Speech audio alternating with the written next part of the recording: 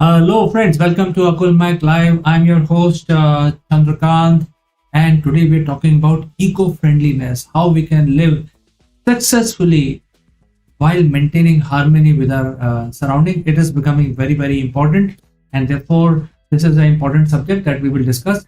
While we are professionals, we are in business, if we are in a job, or we are politicians, we are running the government, this episode is important for everyone.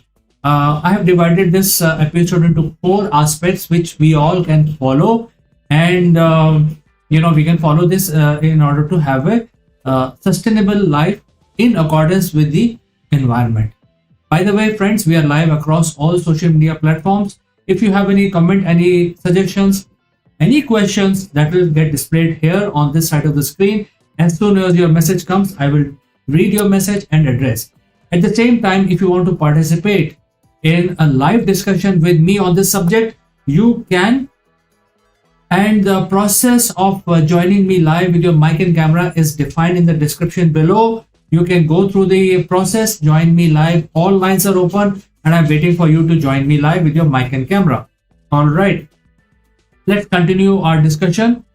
And the first point that we want to discuss about in terms of eco-friendly sustenance is related to your lifestyle. Basically, we must look at reduce, reuse, and recycle. I think these are the mantra: reduce, reuse, and recycle. These are the three things that we must look at.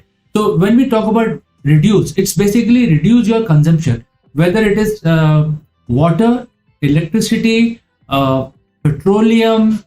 As far as possible, try to reduce the dependency on all these expensive items. One of the ways of reducing electricity is to look at the natural lights, and I think that requires a lot of planning. So if you are building your new office or new home, try to see if you can bring in more natural light into your living area or your work area. Now there are various ways to do it. If you're looking at expenses, the expense of laying cables, electric cable, and buying the LED lamps is a good option. However, if you can just utilize the same revenue that you want to invest in building this electrical system, you can actually look at how you can get the sunlight into your living area and office area using reflectors. Ancient times, people used to do that. I mean, they used to have caves and inner spaces without electricity, but they used to have illumination inside dark area, inside their houses, using mirrors. So why the modern man cannot do that? So this will help us reduce our dependency on these systems, which will otherwise cost a lot of money. It's like one-time investment. You can get the free sunlight coming into your living area and also your office area, so that you can have comfortable living around. Reuse is an important word. Reuse is which is happening most of in the most apartment buildings today, at least in India, I can say, because there are regulations. Most of the water is reused at least 2 or 3 times before it is then sent out to the drain system. So similarly, if you are living in an independent house, which I believe is the big segment in India, and people are not, because in the independent house, people are not mandated to follow regulations just like a apartment building. So if you are living in an independent house, you must look at how you can reuse your water, so that the water is filtered a couple of times and reused within your house before it goes out into the drain system. So the way to do it is basically classify your water into gray tank and black tank.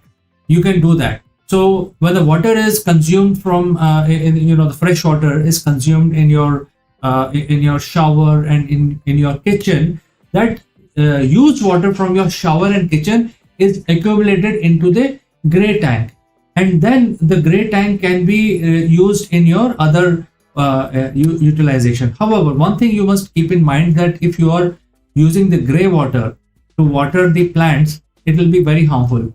So because you will have used detergent and all kinds of soaps which are chemical soaps, and that water will be having those soaps. So there are two things you can use.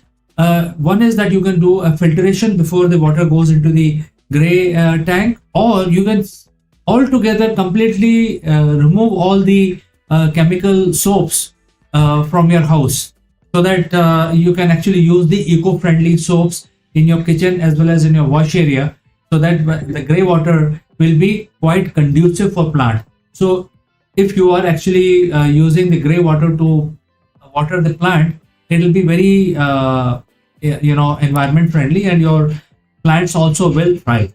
So now this is one example of reusing. However, you should not let go that water to waste from the gray tank. Typically, you must build these systems where the gray water is then further recycled into black tank, and then black tank is then used in your other area. So basically, you're using the same water three times, and then you have used the water three times, and then it is let out into the drain. So this is the one example of reusability. Similarly, your food item, your waste food products, they can be reused to make manure. There are a lot of manure making small units which you can put it in your one corner of your house, and dump your used food or the food waste into that area, into that machine, and it will then start creating compost for you. That compost can basically charge your plant blooming, etc. Very, very good option if you are quite conscious about reusing your waste products, waste food. You can reuse like that. Convert your food product into manure and use it in your household gardens. So like this, if you sit quietly and think about how you can reuse some of these things. Electricity, I've told you. I have also conveyed how you can recycle the water, and also your food waste, so that you are not throwing them into the nature. If they are decomposing in the nature, it's not required. You can reuse within your house, and let out only things which are truly waste, and you have tried to reuse most of the things. And recycle. So reuse, recycle, one and the same thing. But then there could be other examples of recycling which you can use, like for example air purification, etc. So nowadays you have the air conditions which use special filters to recycle your air. So you can actually, if you have closed environment, you can actually have a 5-star AC system which will then help recycle your air. And then if you have a closed room, your AC efficiency will be higher also. So like this, you can reduce your electricity bill usage, and you will also have a comfortable life in your house or your office. So I think these are the things which is the first point.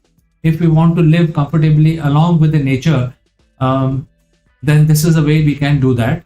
Now let's move on to the next point, and that is conservation of energy.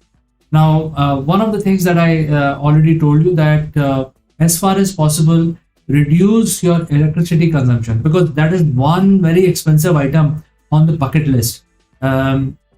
If we do not have electricity, many times generators are used to generate electricity, and generators are very polluting, and it consumes a lot of petroleum products, which are again very expensive, especially in a country like India. All the petroleum products are imported, barring the gas, which is the cooking gas, and the CNG, which is compact natural gas, which is used in the vehicles.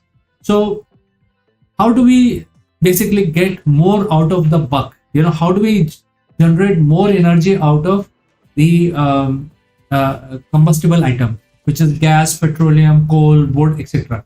Now we know that energy requirement for modern human is humongous.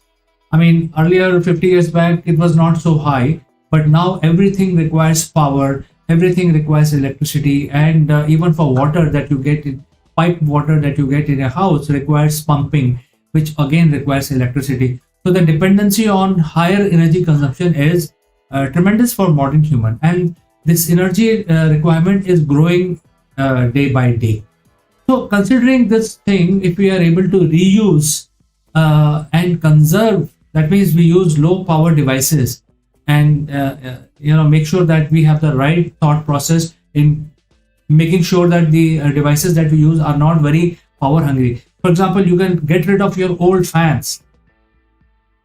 Old fans used to be very, very power hungry. We can get rid of your old devices which are very power hungry devices. Look at the power ratings. Whenever you go and buy any appliances for your home or for your office, look at the power rating, which is typically by law published on the merchandise itself. So look at those star systems, and make sure that you have appliances chosen based on the higher star rating. So if you have 3-star rating, which is also good, but if you have a 4 or 5-star rating, the energy requirement for 4 and 5-star rating will be at least 100 to 200 times better. So try to buy items which are having higher star rating as per the government. So I'm sure many countries will have this kind of rating. You can use that for your benefit, and you can start looking at how you can conserve more energy, because energy saved is energy generated. It's like that, and it will also help you reduce your expenses. So moving on to the next point, and that is usage of sustainable products.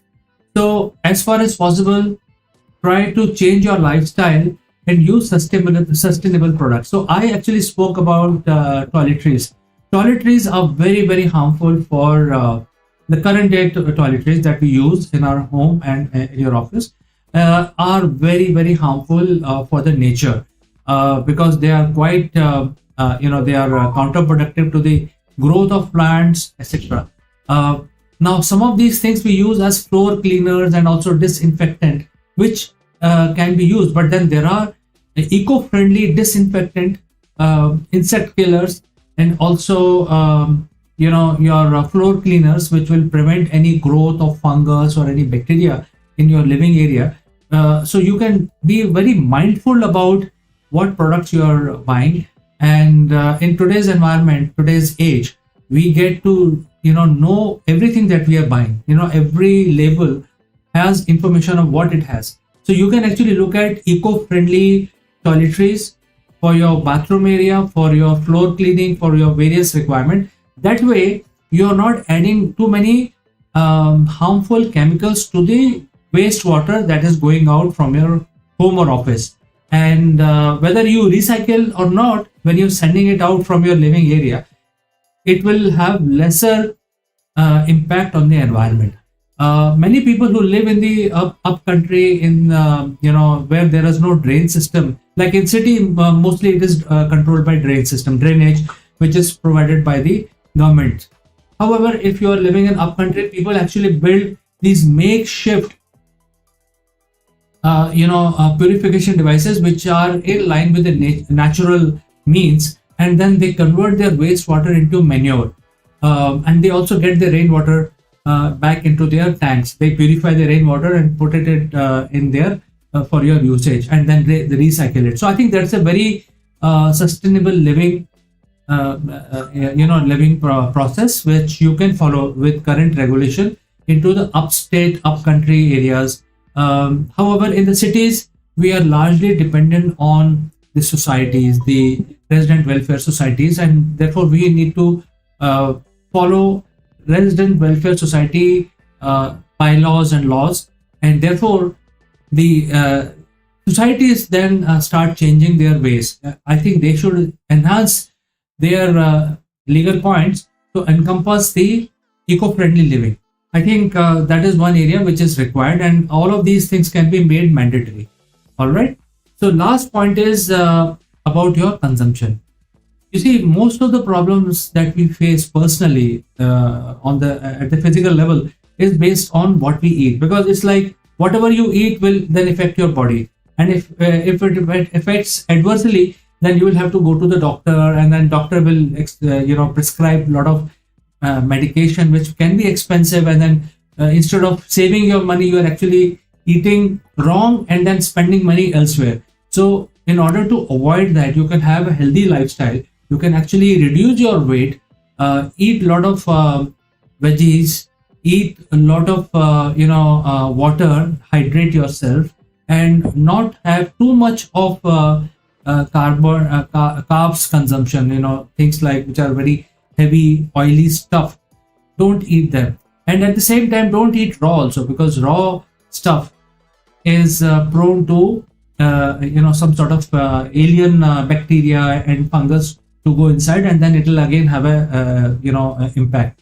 So I'm not saying that you should have everything raw. Raw is not advisable. At the same time, oily stuff is also not advisable. Heavy carb is also not advisable. As long as if even if increase the number of meals that you have every day, like for example, if you take 3 course, you can increase it to 4. It doesn't have any impact. You can have a short meal every 2-3 hours. That is also okay. But as long as you have things like which are watery, things like which are like green vegetables, things like which not oily, then it will have a better impact on the environment. Not only on the environment but also your physical health. So these are certain things that we must follow. If we follow these things, then our health will be generally good, and then we will be able to think logically, be successful. Our mind will be sharper. Mind will be sharper if your body is actually in a fit condition. So if your mind is not sharp, you can relate it back to the bad lifestyle straight away. And then you can also avoid the mental health issues which are cropping up quite often nowadays. So if you follow these 4 things that I have spoken about, we will be able to live, mindfully as per the eco-friendly lifestyle, and also have a good health. So friends, do let me know if you agree to these 4 points, and if you want to add something, please free to send across your messages. Or if you have any question, if you need any help, do not hesitate to reach out to me. So I'll catch you in the next one, friends. Have a nice weekend. Bye for now.